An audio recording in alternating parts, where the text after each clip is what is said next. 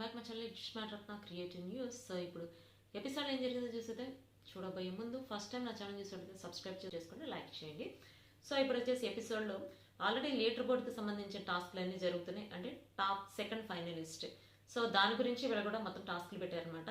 ఈ టాస్క్లో వచ్చేసి ఫస్ట్ చూపించింది ఏంటంటే భరణి గారు లాస్ట్లో ఉండటం వల్ల భరణి ఎలిమినేట్ అయ్యారు. అంటే లీడర్ బోర్డ్ నుంచి తను బయటకు వచ్చేస్తాడనమాట. సో బయటకు వచ్చినప్పుడు తన పాయింట్స్ ఎవరికి ఇస్తామంటే తనుజకి ఇస్తానని చెప్పి చాలా ఎమోషనల్ అయ్యారు. ఎందుకంటే తనుజ ఒక టాస్క్ అయిపోయినప్పుడు తను తీసేయద్దు అని చెప్పి అడిగినప్పుడు నేను మీకు హెల్ప్ చేయలేను, ఎందుకంటే ఇమాన్యుయల్ నాకు హెల్ప్ చేశాడు, ఈ వారం టాస్క్ల వేట్లో అయినా తను నాకు హెల్ప్ కొన్నాడు అని చెప్పి అనేటప్పుడు తను కొంచెం హర్ట్ అయ్యాడు. కానీ ఎంత హర్ట్ అయినా కూడా తను నా కూతురు అని చెప్పి ఇప్పుడు తను పాయింట్స్ ఇచ్చేటప్పటికి అంటే ఎట్లా అనిపించిందంటే ఇక్కడ భరణి గారు వచ్చేసి చాలా ఎమోషనల్ అయినట్టు, అంటే తనుజాని నెగిటివ్ చేశారా అన్నట్టు అనిపించింది. బట్ ఇది నెగిటివ్ పాజిటివ్ కాదు, ఎమోషన్కి సంబంధించింది.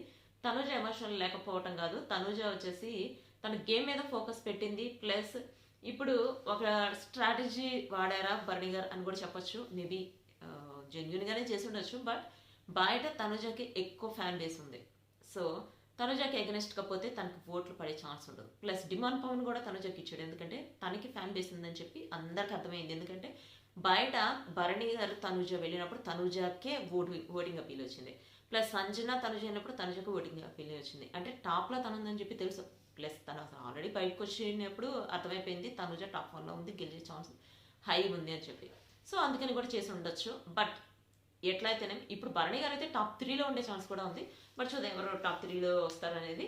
సో అది అయిపోయిన తర్వాత నెక్స్ట్ ఒక గేమ్ ఒకటి పెట్టారు, బెలూన్ టాస్క్ ఒకటి పెట్టారు. ఆ బెలూన్ టాస్క్లో వచ్చేసి ఇమాన్యుయల్కి కాల్కి దెబ్బ తగలటం అదంతా ఆల్రెడీ మనం ప్రొమోలో కూడా చూసాం కదా. సో అది అయిపోయిన తర్వాత లాస్ట్లో వచ్చేసి ఒక టాస్క్ పెట్టారు, అంటే ఆ బస్తాలు నెట్టుకుంటూ వెళ్ళటం. ఆ టాస్క్లో వచ్చేసి మనకి ప్రొమోలో చూపించారు తనకి దెబ్బ తగలడం అనేది. ఆఫ్ కోర్స్ దెబ్బ తగిలింది, అంటే జస్ట్ గుచ్చుకుంది అనమాట. గుచ్చుకున్న తర్వాత తను ఏడ్చింది కూడా చూపించారు, అంటే దెబ్బ తగలటం వల్ల ఏడ్చారా అన్నట్టు మనకి కనెక్షన్ పెట్టారు. బట్ తను ఏడ్చింది దెబ్బ తగలటం వల్ల కాదు, తను అన్ని గేమ్స్లో ఫస్ట్ వచ్చాను, ఈ గేమ్లో నేను ఓడిపోయానని చెప్పి ఏడ్చాడు. యాక్చువల్గా ఆ గేమ్లో తనుజ విన్ అవటం వల్ల తనకి 150 పాయింట్స్ వచ్చి టాప్లోకి వెళ్ళింది. 720 పాయింట్స్ తనకి, 750 పాయింట్స్ తనుజకు వచ్చినాయి.